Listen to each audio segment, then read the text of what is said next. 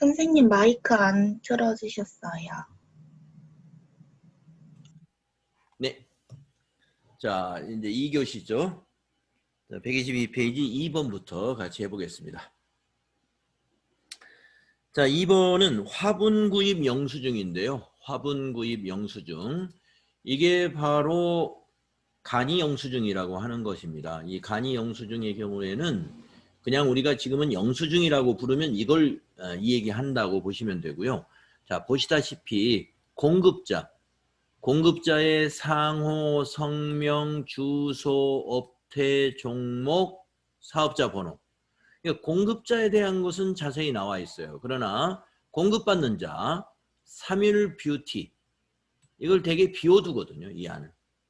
그렇기 때문에 이 영수증은 우리가 공급받는 자의 사업자 등록번호가 나와 있지 않는다는 것이죠. 그래서 여기 이걸 증빙으로 쓸 때는 3만 원 이하만 증빙으로 받으시면 되고, 접대 관련 비용이다 그러면 10,000원 이하만 쓸 수가 있다.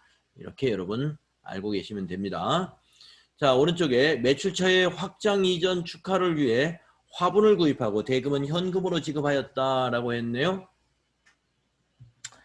자, 아마도 여기에 이제 그 화분을 산 이 플라워라는 꽃집이 간이과세자, 간이과세 사업자인가 봐요. 그래서 우리가 이제 간이과세 사업자도 현금 영수증이나 신용카드 매출전표 다 발행을 하죠. 자, 아무튼 그래서 일반 영수증을 받아왔습니다. 자, 분계를 한번 써볼까요? 현금으로 지급했으니까 대변은 현금일 거고요. 차변에 매출처가 이제 거래처죠. 거래처 확장 이전 축하 화분을 보낸 겁니다. 그러면 요 화분 값은 무슨 비용으로 처리해야 될 텐데, 자, 차변의 계정 과목, 대변의 계정 과목. 대변은 현금이에요. 자, 차변은 윤나라 씨, 차변은 뭘까요?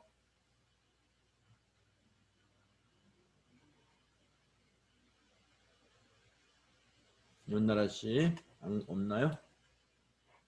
네. 자, 그러면 김하영 씨 차변이 뭘까요?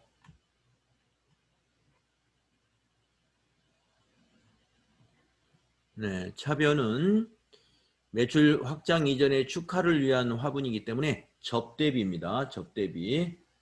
네, 김하영 씨 맞았어요. 자, 그래서 차변의 접대비, 대변의 현금. 이것도 출금전표로 입력하면 간단할 것 같습니다. 자, 날짜 확인하시고 2월 10일 날짜로 출금전표 접대비 한번 입력해 볼까요? 자, 날짜 2월 10일로 고치시고요. 출금 구분을 1번으로 하는 거죠. 그리고 접대비 하면은요 800번대 써야 됩니다. 접대비도 813번이에요. 813번. 도소매업에서는 전부 800번대 밖에 쓸 게 없다고 생각하시면 돼요. 아, 영업 외 비용도 가끔 있어요. 900번대도. 자, 접대비의 거래처는 플라워라고 여기다 써주겠습니다. 코드로 넣을 필요는 없고요. 플라워. 적유는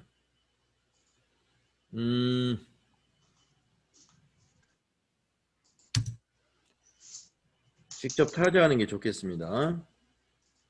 화분 구입한 거죠? 거래처 확장 이전 화분.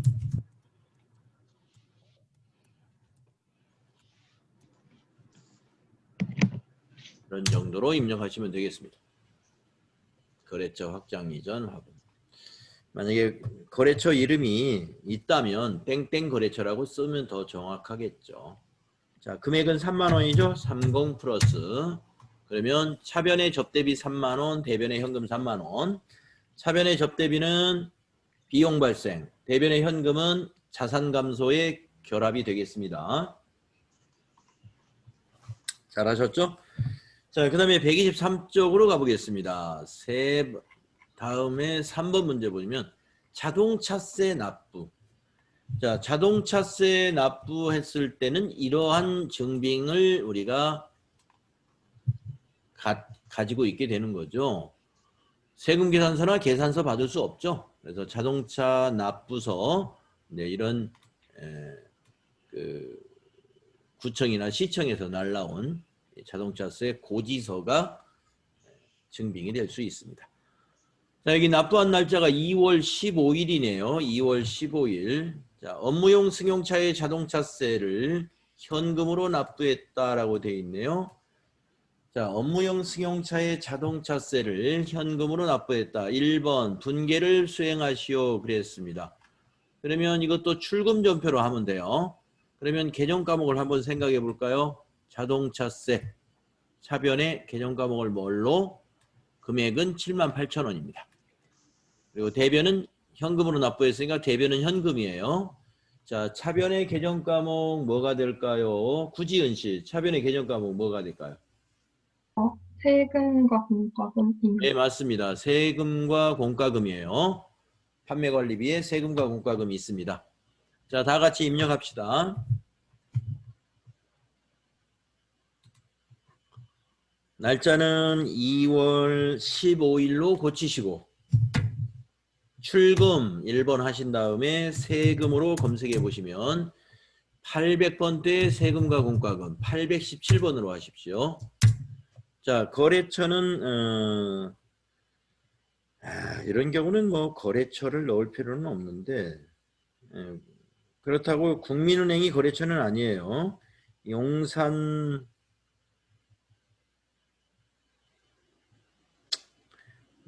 거래처 그냥 패스하겠습니다. 이 증빙에서 무슨 구청일 텐데 나와 있지 않으니까.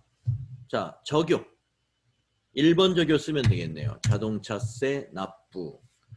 금액은 78,000원. 78 플러스 하시면 되겠습니다. 78 플러스.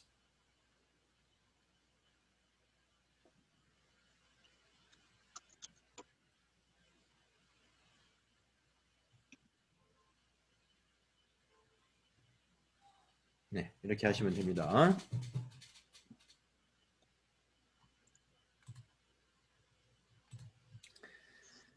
자, 다음에 그 밑에 4번 문제 해보겠습니다.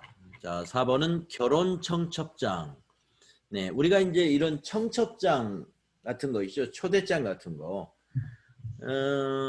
이런 것도 증빙으로서 역할을 해요. 네, 이런 것도 그러니까 비용 회사의 경비로 지출했으면 이 증빙을 5년간 보관해 둬야 됩니다. 그래서 우리가 증빙 보관할 때는요, 대개 어떻게 보관하냐면 날짜별로 그러니까 증빙이 굉장히 많다 그러면 날짜별로 이 A4 용지에다가 이 증빙을 붙여서 이렇게 보관을 하시면 되고 만약에 날짜별로가 별로 없다 그러면 월 단위로 이렇게 증빙을 보관해야 되겠습니다. 이걸 뭐 컴퓨터에 넣기 위해서 스캔해 가지고 뭐 이렇게 집어넣거나 그럴 필요까지는 없겠죠. 그래서 그냥 이런 이 아날로그 형태, 요 형태 그대로 한 5년 정도 보관하시면 됩니다. 자, 관리부 장그래 사원에 결혼 축의금 10만 원을 현금으로 지급했습니다. 자, 관리부니까 우리 회사 직원이죠. 우리 회사 직원의 결혼 축의금을 10만 원을 현금으로 지급했어요. 그러면 출금전표 쓰면 되겠네요. 그러면 대변은 현금이 되겠고요. 대변은 현금 10만 원. 자, 차변에 이 결혼 축의금을 뭘로 어떤 계정 과목으로 처리해야 될까요? 전소연 씨, 차변의 계정 과목은 뭐가 올까요? 복리후생비요? 네, 복리후생비 맞습니다. 복리후생비. 자, 그래서 분계를 우리가 해봤고요. 차변의 복리후생비는 비용 발생이요. 대변의 현금은 자산 감소. 지금 계속 비용 발생 자산 감소인 손익거래만 지금 쭉 나오고 있는 것 같습니다. 자, 전표 입력합시다. 날짜는 이날입니다. 2월 25일. 날짜 2월 25일로 수정하시고 1번 출금 811번 복리후생비. 자, 거래처라고 할 수는 없는데 장그래라는 사원의 이름을 하나 넣어줄 필요가 있겠네요. 자, 적요는 그 직원의 경조금인데 7번이네요. 7번. 임직원 경조사비 지급. 금액은 10만 원. 그래서 분계 내용은 차변의 복리후생비 비용 발생, 대변의 현금 자산 감소. 네, 잘 되고 있죠. 한 장 넘겨 보겠습니다. 이번에 보는 증빙은 전자계산서군요. 네, 아까 제가 계산서도 전자계산서가 있습니다 그랬어요. 계산서를 전자로 발행하는 거죠. 전자로 발행한다는 것은 전자 시스템을 이용하는 겁니다. 더존 스마트 A와 같은 이런 회계 프로그램에서 전자 계산서, 전자 세금 계산서 발행이 가능합니다. 그런데 우리가 FAT 2급에서는 부가가치세 관련된 매입 매출 전표를 안 배우기 때문에 이거를 우리가 입력하는 기회는 없을 거예요. FAT 2급이니까. 근데 지금 입력을 해볼 수 있는 기회는 있는데 이 원래는 매입 매출 전표에 입력을 해야 됩니다. 계산서이기 때문에. 네, 우리가 매입 매출 전표 없으니까 이번에는 그냥 일반 전표에 넣을 거예요. 자, 신입사원의 회계정보 처리 실무 능력 증진을 위하여 도서를 구입하고 대금은 외상으로 했습니다. 자, 이거 원래는 여러분 매입 매출 전표에 입력해야 됩니다. 그러나 FAT 2급을 시험 볼 때 만약에 이게 나온다. 메뉴 자체가 매입 매출 전표가 없어요. 그렇기 때문에 일반 전표에 넣을 수밖에 없습니다. 네. 여러분이 실무한다면 계산서 받은 것은 매입 매출 전표에 넣으세요. 일반 전표에 입력해서는 안 됩니다. 왜냐? 부가가치세 신고 때 요거 같이 신고해 줘야 됩니다. 자, 도서 구입이고요. 여러분 도서가 면세 제화입니다. 그래서 문구 만약에 이런 그 영품 문고라든가 이런 문고 즉 서점에서 책을 사고 세금 계산서 해주세요. 그러면 계산서를 해줍니다. 그걸 전자로 발행해주면 이메일을 적어주면 전자로 발행해주죠. 이게 바로 그 전자 계산서입니다. 세액이 없는 공급가액만 표시가 됩니다. 그렇죠?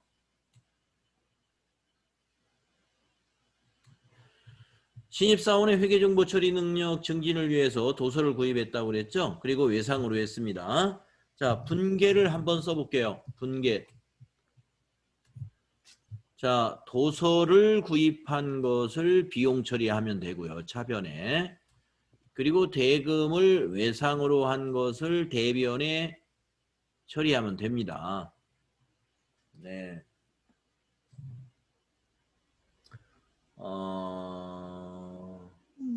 이은지 씨가 한번 해볼까요? 이은지 씨가 마이크 되시나 안 되시나? 차변의 상품.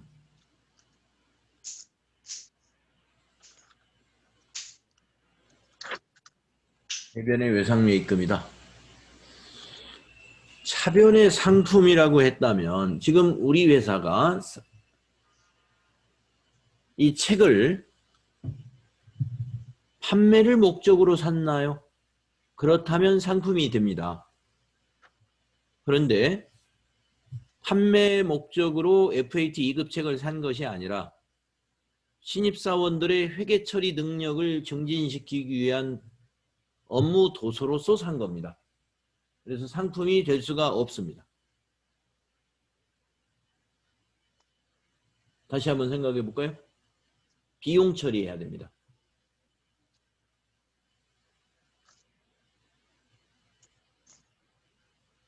네.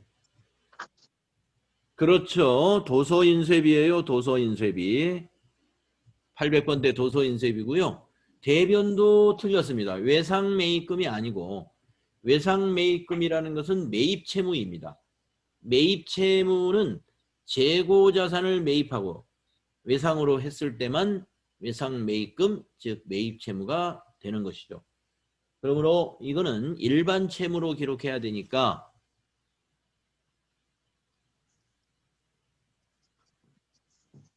미지급금으로 기록해야 됩니다. 네, 그래서 외상매입금도 부채이고 미지급금도 부채이지만 외상매입금은 아까도 말씀드렸다시피 매입채무다 이거죠. 매입채무는 상품과 같은 재고자산을 매입하고 외상한 것만 매입채무로 기록하는 겁니다. 자, 이것은 미지급금으로 기록해야 됩니다. 네. 자, 날짜가 여기 나와 있습니다. 3월 5일. 이 날짜를 원래 보는 게 아니라 여기 작성일자를 보는 거예요. 이 날짜가 지금 같습니다만은 계산서나 세금계산서 보실 때는 전표 입력을 할 때는 작성일자를 보고 입력하시면 돼요. 자, 3월 5일 입력할까요? 일반 전표에 월이 바뀌었습니다. 월도 바꾸시고 일도 바꾸시고 3번 차변에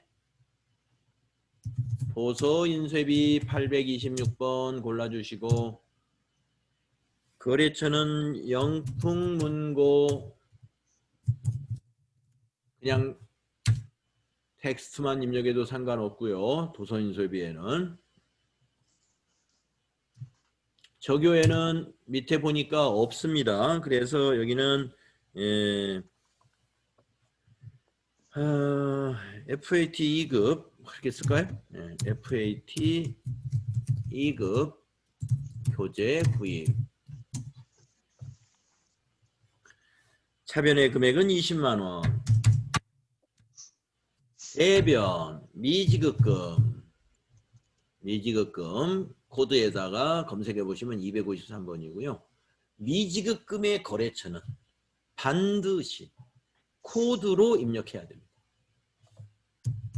영풍 코드란에다 영풍을 입력하면 1005번 주식회사 영풍문고 네, 미지급금의 거래처만큼은 꼭 코드로 해야 된다. 뭐 도서인쇄비도 코드로 넣어도 상관은 없어요. 그러나 도서인쇄비가 거래처별로 관리되지는 않습니다. 그럴 필요도 없고요. 자, 밑에 적요를 보시겠습니다. 없죠? 엔터로 위에 거 그냥 복사하고 가세요. FAT 2급 교재 구입한 미지급금이다 이거죠. 20만 원. 네, 이렇게 차변, 대변 이와 같이 대체전표로 우리가 이 거래를 입력을 했습니다. 자, 아까도 말씀드렸었는데 여러분 실무에서는 이 계산서를 발급받았다 그러면 일반 전표에 넣으시면 안 됩니다. 메인 매출 전표의 입력 사항이에요. 자, 다음에 6번 가보겠습니다. 출장 품위서. 출장을 가겠다고 내부에서 그 의사결정을 하는 그 내부의 의사결정 서류가 바로 품위서죠. 품위서. 그래서 영업팀의 오상식 부장이 전라북도 전주에 3월 10일부터 15일까지 신규 거래처 확보를 위한 출장을 가는 겁니다. 그래가지고 여비 계산액, 회사의 여비 지급 규정에 의해서 숙박비와 교통비 식대를 계략적으로 계산한 금액을 여비 계산액이라고 그래요. 그것이 25만 원이라요. 25만 원.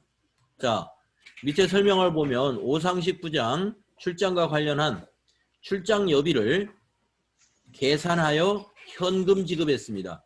현금 지급이니까 1번 출금 전표 쓰면 되겠고요.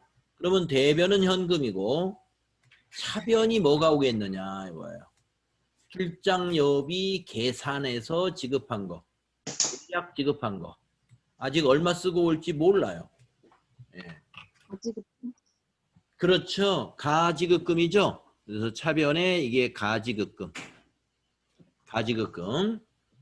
대변이 현금입니다. 그래서 출금 전표로 해주시는데 전표를 한번 입력해 보면서 또 추가적인 설명을 드릴게요. 자, 날짜는 3월 10일이죠. 품위서 날짜대로 입력합니다. 이 품위서도 증빙이 될 수 있다는 거죠. 자, 3월 10일 1번 출금 가지 엔터 134번이죠. 가지급금 자산입니다. 자, 거래처에서 꼭 코드로 놔야 됩니다. 가지급금도 영업부에 누구 출장 가는 사람이 여러 사람이 있을 수 있죠. 가지급금도 거래처별로 관리해요. 즉 사원별로 관리한다 이 말입니다. 그래서 사원도 거래처에 등록해가지고 관리하면 돼요. 그래서 여기서 가지급금의 코드는 오상 하면 돼요. 오상식 1006번. 우리가 그 오상식이라는 주민등록번호를 이용해서 거래처 등록했던 거 기억나시나요? 우리 거래처 등록하는 날. 그래서 1006번이었습니다. 자, 적요에 적당한 거 있는가 볼까요? 2번 적요 적당합니다. 업무 가지급금 지급. 그리고 금액을 입력하죠. 25만 원, 250 플러스 엔터 하시면 돼요. 네, 밑에 분계 보시면 차변의 가지급금, 대변의 현금이고요. 가지급금의 거래처 꼭 사원의 코드, 거래처 코드 만들어 가지고 코드로 관리해야 된다는 거 기억을 하셔야 됩니다.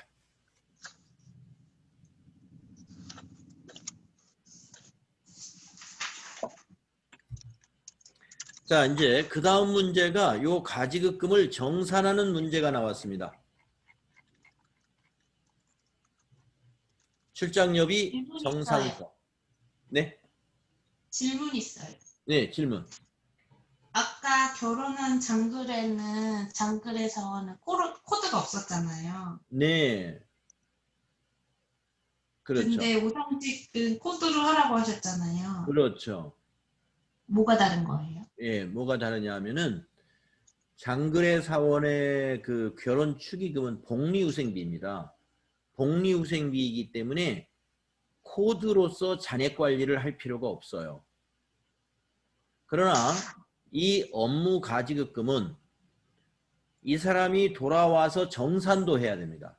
사후에 관리가 필요한 거예요. 그러니까 그 사람한테 출장을 자주 가는 사람들이 있죠. 출장을 자주 가는 사람. 지금 만약에 오상식 영업부장은 전주 갔다 와서 또 대구도 가야 된다. 또 어디도 가야 된다. 그러면은 계속 출장을 다니는 겁니다. 그러면서 들어와서 정산을 해고 가면서 아직 미결산된 잔액들이 남아있을 수가 있어요. 그래서 잔액 관리를 사원별로 해야 됩니다. 가지급금은. 그러기 때문에 코드로 관리해야 돼요. 그러나 비용은 그럴 필요가 없는 것이기 때문에 코드 관리를 하지 않습니다. 아시겠죠? 네. 자, 가지급금은 반드시 거래처처럼 코드 관리한다는 거 네, 기억하시고. 자, 지금 돌아왔는데요.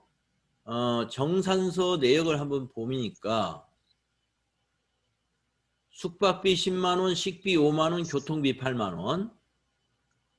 그래서 여기 합계가 여기 나와 있네요. 23만 원을 쓰고 왔어요. 그래서 2만 원을 회수했답니다. 회사가 회수. 네, 3월 15일. 자, 영업부장 오상식의 출장비를 다음과 같이 정산하고 잔액은 현금으로 회수하였다. 자, 차변이 두 줄이 나와야 됩니다. 대변은 하나입니다. 자, 이 가지급액이 정산이 될 때는 차변에 가지급금이라는 자산 처리했지만 오늘은 지급할 때는 자산 처리했지만 오늘은 정산이니까 항상 정산은 반대쪽으로 가는 것이 정산이에요. 그래서 정산은 대변에 오는 겁니다. 그래서 가지급금 대변 되겠어요. 자, 차변이 두 개로 옵니다. 차변을 누가 한번 해보시느냐. 윤나라 씨 아까 했나요? 전소연 씨가 한번 해보실까요? 차변에요. 네. 여비교통비 여비교통비 얼마죠? 3만 원이요. 네, 23만 원이고요. 그리고 현금 2만 원. 예, 현금 2만 원 맞았습니다. 그래서 차변이 여비교통비 23만 원, 현금 2만 원. 대변은 가지급금. 네, 이 분계 잘 기억하십시오. 시험에 나올 확률이 많습니다. 이런 분계는. 자, 그러면 한번 분계 입력해 볼까요? 날짜는 정산한 날짜 3월 15일입니다. 자, 날짜를 3월 15일로 고치시고 대변부터 쓰겠습니다. 네, 대변에 가지. 거래처 꼭 넣어야 된다고 그랬죠? 5상. 적요는 가지급금 정산이라는 거 있는가 찾아보세요. 6번. 금액은 25만 원. 차변. 여비교통비. 여비교통비에 거래처는 넣을 것이 없어요. 그냥 방향키로 지나가시고. 적요. 출장여비 가지급정산 1번 적요 쓰면 되겠다. 금액은 23만 원. 또 차변. 계정과목. 현금. 현금 거래처 필요 없어요. 적요. 가지급금 정산 위에 거 엔터 치고 복사하면 돼요. 엔터로 지나가면 복사가 됩니다. 출장여비 가지급정산 2만 원. 대차 평균의 원리에 의해서 모든 전표의 입력이 마치면 차변과 대변의 합계가 이렇게 항상 똑같아야 돼요. 차변 합계 25만 원, 대변 합계 25만 원. 늘 같아야 됩니다.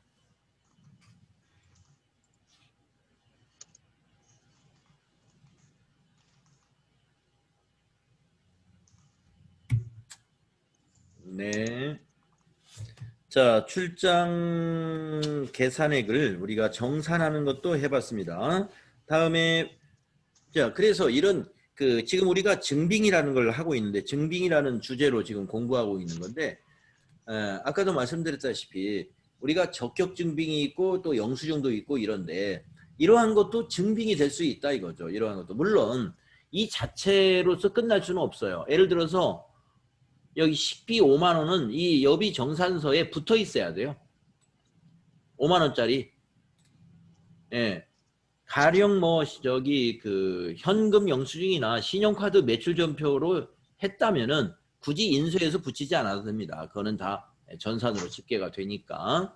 그러나 그것이 아닌 다른 증빙이라면 여기다 다 붙여야 됩니다. 붙여서 아마 내부 결제를 받으면서도 식비 5만 원이면 식비 5만 원짜리 아마 전표 출력해서 여기다 붙이라고 그럴 거예요. 그 회사의 그는 내부의 품위서 기준에 따라서 하시면 되겠어요.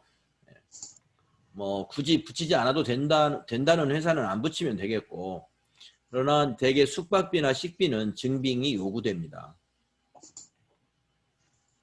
교통비는 증빙을 요구하지 않아요. 이거 내부의 서류이기 때문에 그 회사의 내부 규정에 따라서 하시면 되고, 회계적으로 봐서는 현금 영수증이나 신용카드 매출 전표는 국세청에서 언제든지 조회해 볼 수가 있습니다. 자, 다음은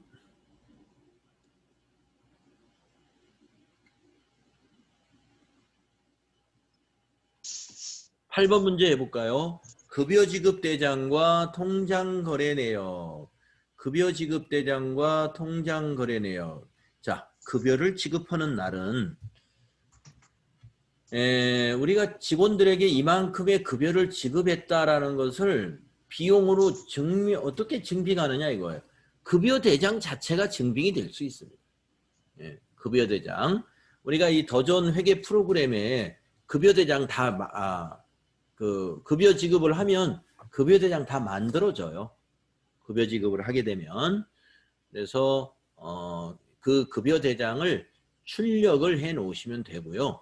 그리고 이것을 지급했다는 것은 우리 회사의 통장 거래 내역에도 이렇게 찍힙니다. 네. 이체시킨 내역이 찍히죠. 그래서 이것도 역시 증빙이 될 수 있다. 그래서 통장의 거래 내역과 또는 회사의 급여 지급 대장도 증빙으로서의 역할이 된다 이겁니다. 자, 밑에 내용 보겠습니다. 사무직 직원의 급여를 국민은행 보통예금 계좌에서 이체하여 지급했어요. 왜 굳이 사무직 직원이라는 표현을 했느냐? 그래야 판매관리비이기 때문에 그래요. 만약에 제조업이라면 생산부서 급여인지 사무직원의 급여인지를 분명히 구분해야 됩니다. 그래서 생산직원의 급여이면은 500번대 급여를 써야 되고요. 대개 생산직은 급여 계정 대신에 임금이라는 계정을 써요. 임금.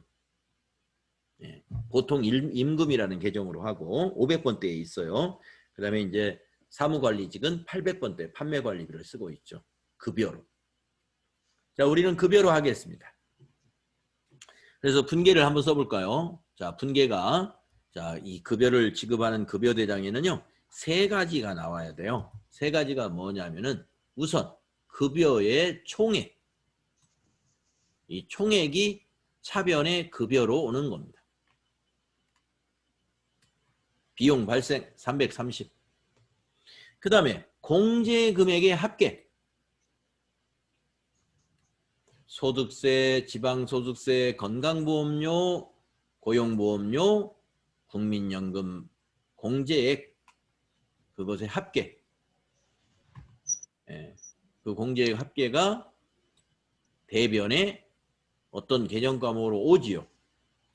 공제 금액의 합계는 어떤 계정 과목으로 오죠. 그리고 이 차감 지급한 거 요게 또 대변에 와야죠.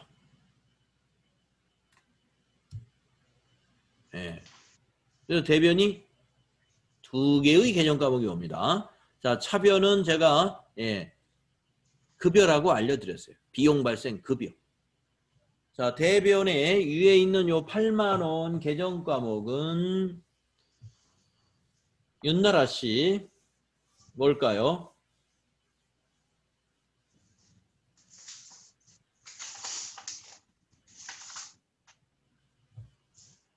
윤나라 씨가 잘 소통이 안 되는군요. 나지수 씨.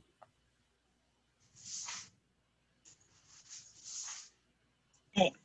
뭘까요? 차변 개념 과목 두 개 다 한번 말해 보십시오. 네? 차변 300.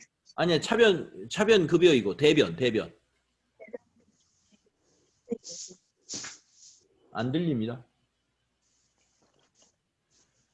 들리세요? 네, 지금 이제 괜찮아졌어요. 보통 예금 322만 원, 그리고 예수금 8만 원. 예, 맞았습니다. 보통예금 322만 원, 예수금 8만 원, 공제액이 예수금 부채로 인식하죠. 네, 차변의 그 급여는 비용 발생이고요. 대변의 예수금 8만 원은 부채 증가이고, 대변의 보통예금 322만 원은 자산 감소. 그리고 이것은 손익거래예요. 손익거래. 거래금액 총액이 비용이지 않습니까? 그래서 이것은 손익거래에 해당이 됩니다. 자, 우리 전표 입력해 봅시다. 자, 통장에 거래일자로 입력하면 돼요. 3월 20일이 이 회사의 급여 지급 날입니다. 자, 3월 20일로 바꾸시고 3번 차변에 급여 801번 급여는 거래처 필요 없고요.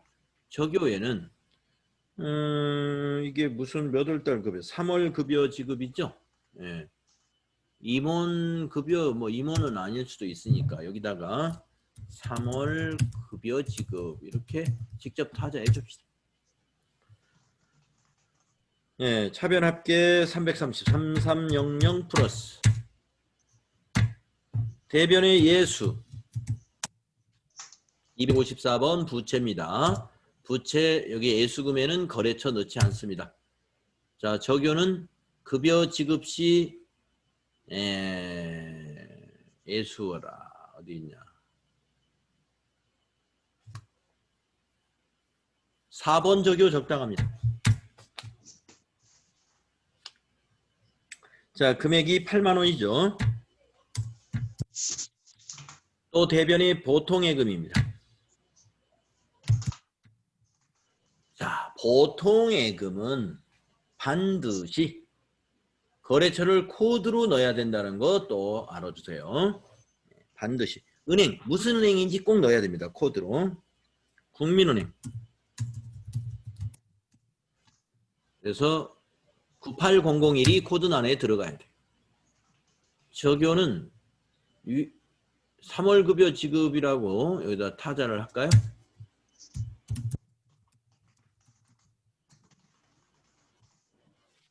금액은 3 220 플러스 이렇게 세 줄로 입력했을 때 차변 급여 대변 예수금과 보통예금 이렇게 330만 원으로 차대변이 딱 맞아야 됩니다. 손익거래입니다.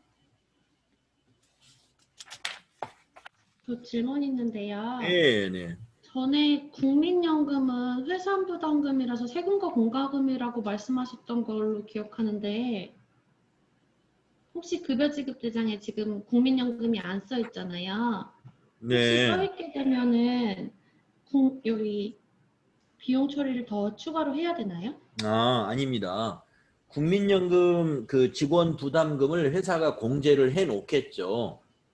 그러면 그 국민연금도 그 직원들이 부담한 것은 우리 회사가 보관하고 있다가 다음 달 10일 날 연금공단에다 납부를 해야 돼요. 복지공단인가요? 거기 해당 그 기관에다가. 그러니까 예수금이에요. 그것도. 그럼 전체 다 공제액은 다 예수금으로 들어가는 거예요? 예. 공제 금액은 전부가 예수금이에요. 네. 다만 회사 부담액을 나중에 납부할 때 그때 국민연금 회사 부담금은 세금과 공과로 그리고 건강보험료나 고용보험료 그리고 하나가 산재보험료 그거 회사가 부담하는 것은 복리후생비로 회사 부담분에 대해서만 그렇게 구분이 됩니다. 자, 다음 페이지로 가면 9번 문제가 있죠. 이런 것도 증빙이 될 수 있다. 견적서도 증빙이 될 수 있다는 겁니다. 왜 이게 견적서가 증빙이 되는지 한번 자료 설명을 읽어보겠습니다. 견적서대로 상품을 주문받고 매매대금의 10%에 해당되는 계약금을 국민은행 보통예금 계좌로 이체받았다.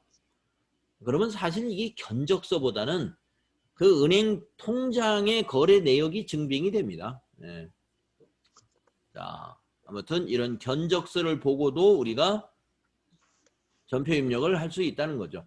자, 여기에 10%니까 여기 뭐 계약금이라고 따로 써놓지는 않았네요. 견적서에. 네, 그래서 1억 원의 10%니까 오늘은 1억 원의 10%만 회계 처리하는 거예요. 그래서 국민은행 보통예금으로 받았습니다. 그러니까 보통예금은 차변에 가야 되겠죠.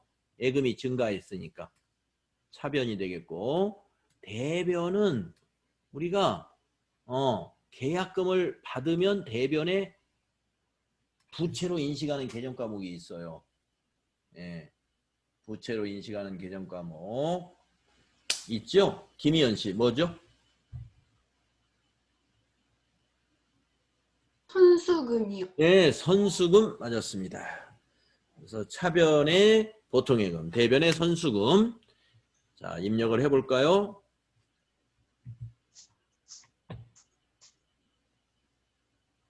자, 전표 입력을 하는데 이 거래는요. 두 개 다 거래처를 반드시 코드로 넣어야 됩니다. 차대변 모두. 자, 날짜는 며칠로 해야 될까요? 4월 5일로 해야 되겠네요. 4월 5일. 자, 차변에 보통예금이죠. 국민은행으로 꼭 코드 걸어주세요. 적요에는 우리가 저기 받은 거니까 계약금 받은 거니까 밑에 없어요. 그러면 여기다가 계약금이라고 써주겠습니다.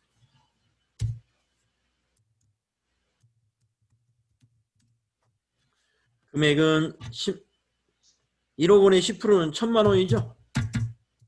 1,000만 원. 10 플러스 2번. 자, 대변이 선수금. 259번이죠. 선수금. 자, 선수금도 거래처 코드를 꼭 넣어야 돼요. 어디에서 받았나요?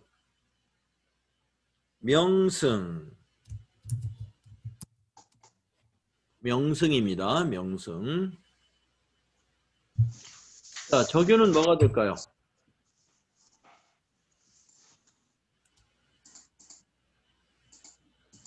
네, 위에 거 그냥 복사하고 가면 될 것 같습니다. 계약금이라는 거. 1,000만 원 이렇게 입력하시면 됩니다.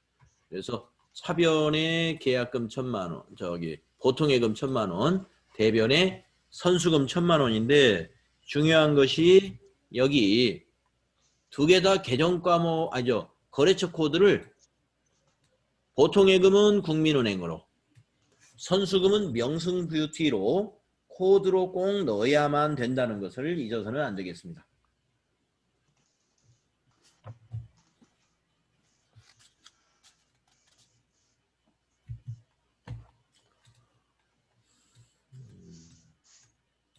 자, 이제 10번 문제 한번 해볼까요? 10번 문제요. 근로소득세 납부. 네. 3월달 급여를 지급하고 나서 그 다음 달 4월 10일이 됐네요. 그래서 소득세는 관할 세무서에 신고하고 납부합니다. 네. 이게 나중에 이제 근로소득세 원천징수라고 하는 것을 이제 세무회계에서 배우게 되면은 원천징수 영수증이라는 게 있어요. 그래서 그거하고 같이 해서 관할 세무서에 신고하고 돈을 은행에 납부하게 되죠. 자, 그러면 직원의 3월분 급여 지급 시 원천징수하였던 근로소득세를 국민은행 보통예금에서 이체하여 납부했답니다.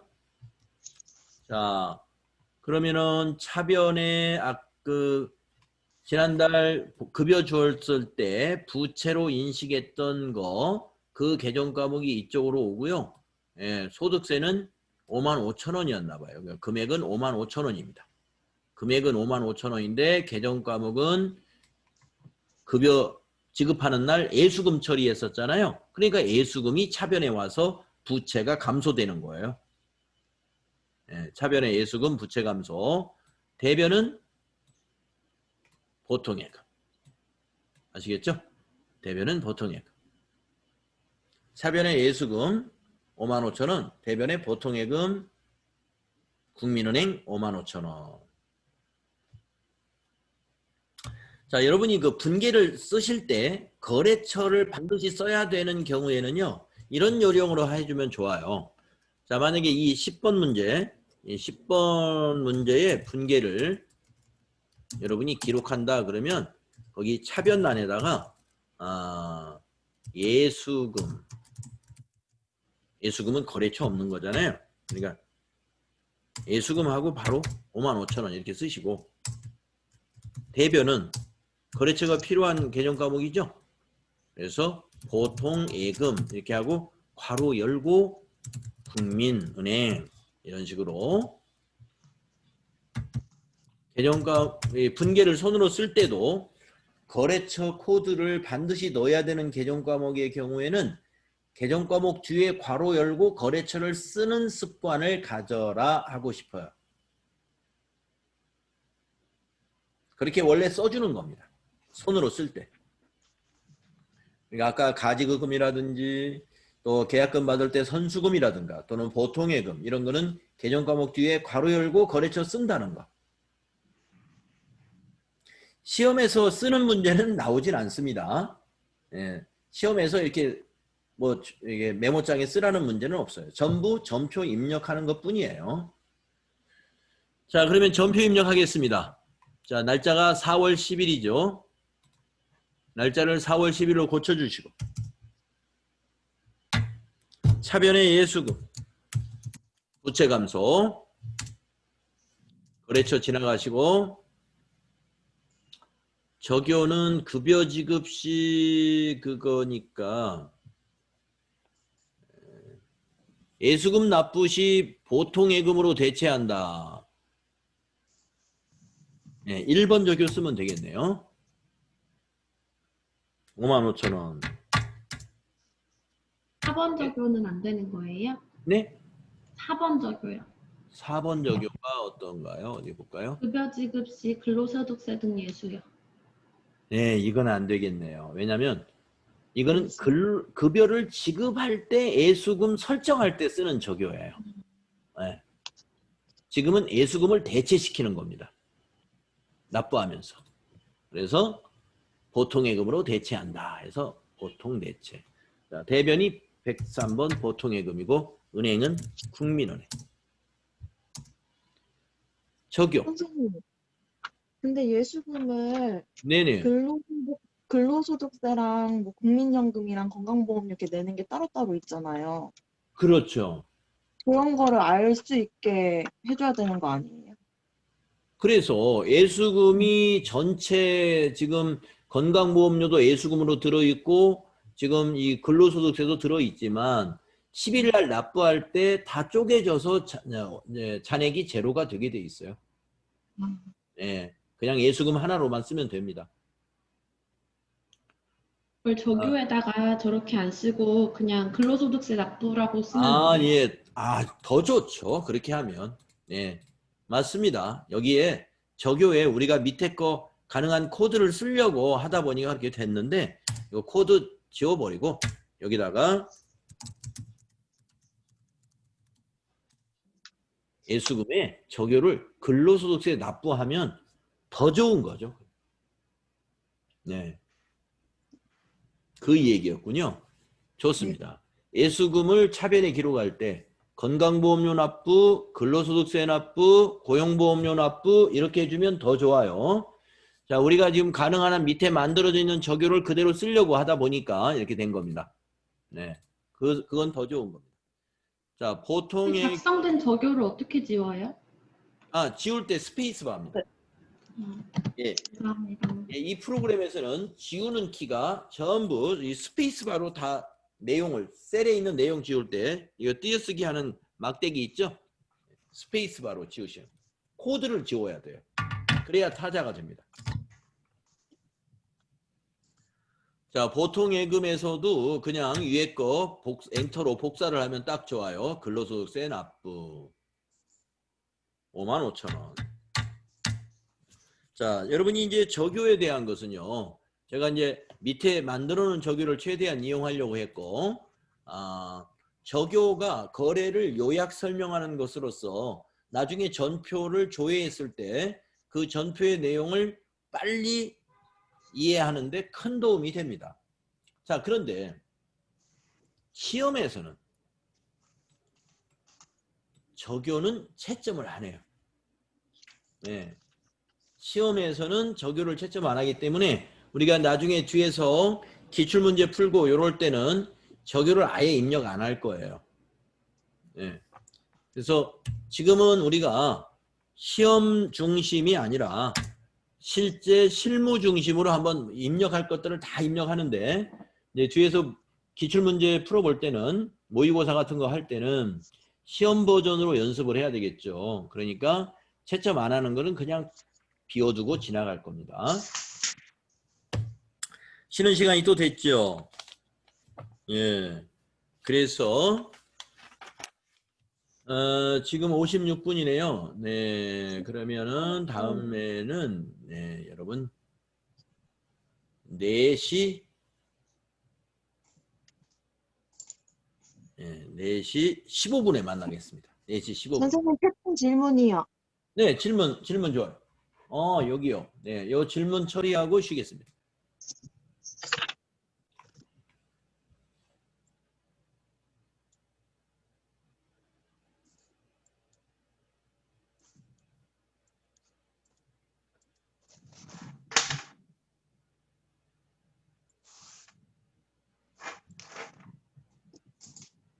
작성일자로 하는 것이 맞습니다. 우리 민송이 씨 질문이 거래는 3월 31일 날 했는데 세금계산서 작성일자가 4월 1일이다.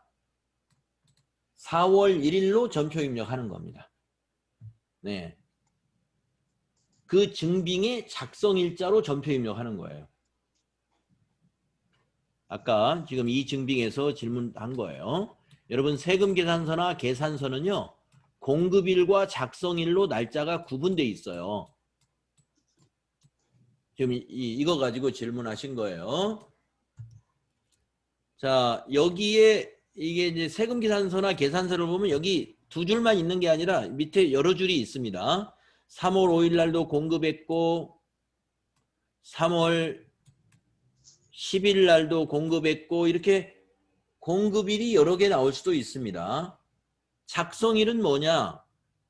이 세금 계산서 즉 또는 계산서를 작성한 겁니다. 발행한 날짜. 그 날짜입니다. 작성한 날짜. 그러면 3월 5일 거하고 3월 10일 거를 합쳐서 3월 말일로 만약에 발행을 했다. 그러면 3월 31일이 되겠죠? 3월 31일로 전표 입력하는 거고요. 달을 넘겨서 만약에 발행을 했다면 그 4월달 날짜로 작성일 기준으로 입력하는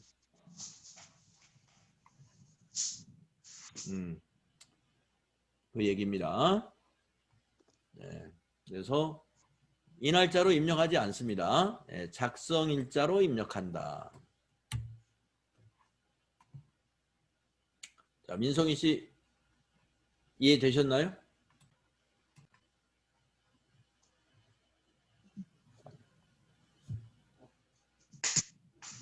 예, 부가가치 세법에서 그렇게 하도록 돼 있어요. 네, 부가가치 세법상. 네, 부가가치 세법에서 네, 전표 입력 날짜 작성일은 세금계산서의 작성일자로 한다라고 네, 되어 있기 때문에 우리 회계처리도 그렇게 합니다. 자, 그러면은 이제 10 네, 아까 지금 59분이죠? 네, 그러면 10분까지 쉬면 되겠죠? 네, 4시 10분에 만나겠습니다. 네. 네.